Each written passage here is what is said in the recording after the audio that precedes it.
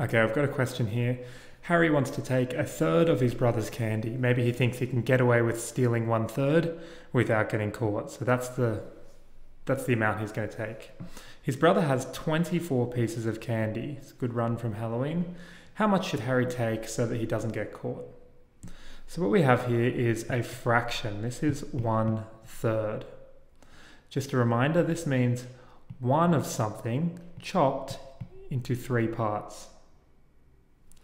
His brother has 24 pieces of candy, so I'll just draw them here real quick. 1, 2, 3, 4, 5, 6, 7, 8, 9, 10, 11, 12, 13, 14, 15, 16, 17, 18, 19, 20, 21, 22, 23, 24.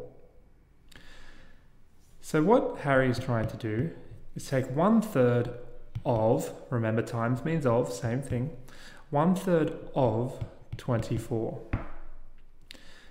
When we have a fraction, 1/3, we have something being chopped into 3 portions. It could be a circle, like a pizza. It could be a chocolate bar. Or we should chop it this way, I guess. It could be 6 Pokemon cards. Maybe you find them in the bush, lucky you, and you're going to split them with your mates. You could chop it into 3 piles. In this case, we have 24 pieces of candy. So we need to divide it into 3. So we can see here, if we count, that there's going to be a pile of 8, a pile of 8, and a pile of 8. Now we don't want to have to draw 24 pieces of candy every time. What if we have a question, 1/3 times 120? Are we going to draw 120 pieces of candy? No, we are not. So how did we arrive at 8? 1/3 of 24 is the same as saying 24 chopped into 3 parts. Or it's the same as saying 24 divided by 3, which, if you know your times tables, is 8. So 1/3 of 24 is equal to 8. This is our answer. Harry can steal 8 pieces of candy without getting caught. Let's have a look at some different questions. We might have a different fraction and a different whole number that we want to take it from. We might have 1/4 times, remember times means of, 1/4 of 16. Now I could draw 1, 2, 3, 4, 5, 6, 7, 8, 9, 10, 11, 12, 13, 14, 15, 16. I could draw 16 pieces of candy, $16, 16 bits of popcorn, and split it into 4 groups. But I know a better way. 16 chopped into 4 parts, or 16 divided by 4. This is equal to 4. So 1/4 of 16 is 4. Let's have a look over here.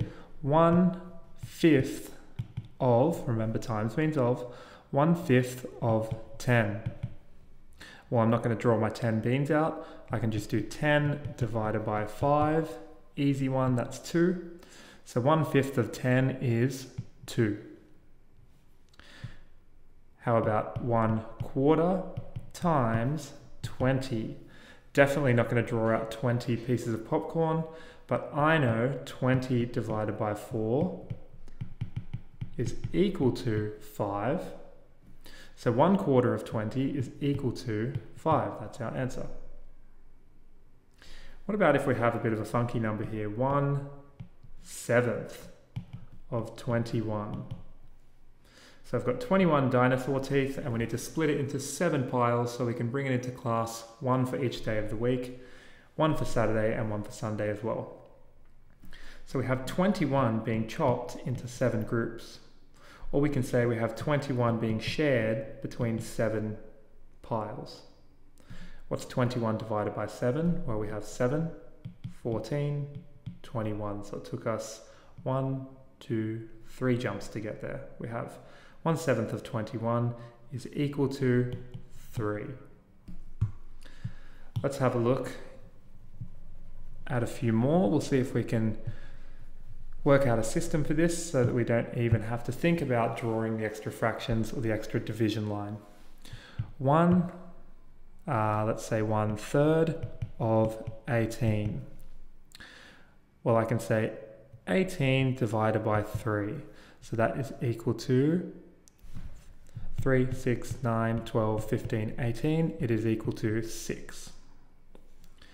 Let's have a go at let's do 1/6 times 24. That's going to be 24 divided by 6 if I wrote it down. So let's skip count by 6. We have 6, 12, 18, 24. Took me 1, 2, 3, 4 jumps to get there. So 1/6 of 24 is equal to 4. Let's have a look at 1/4 of 40.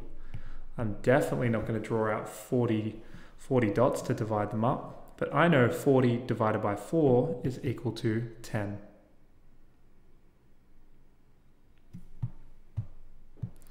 I'll write out some questions for you now.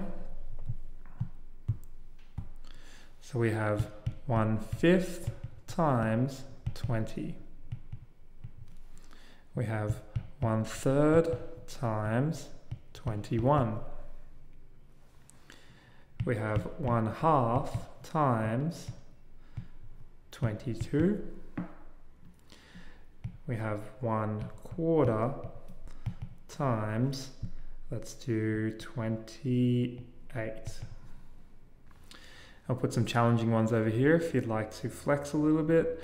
1/8 times 96.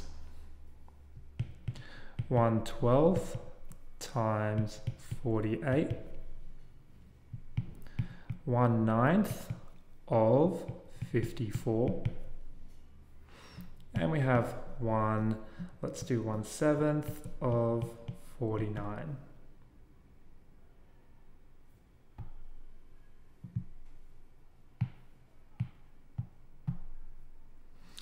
One-fifth of 20, well 20 divided by 5 is 4. 1/3 of 21, 21 divided by 3 is 7. 1/2 of 22, 22 divided by 2 is 11. 1/4 or 1/4 of 28 is 7. And then for our challenge questions, we have 12, 4, 6, and 7.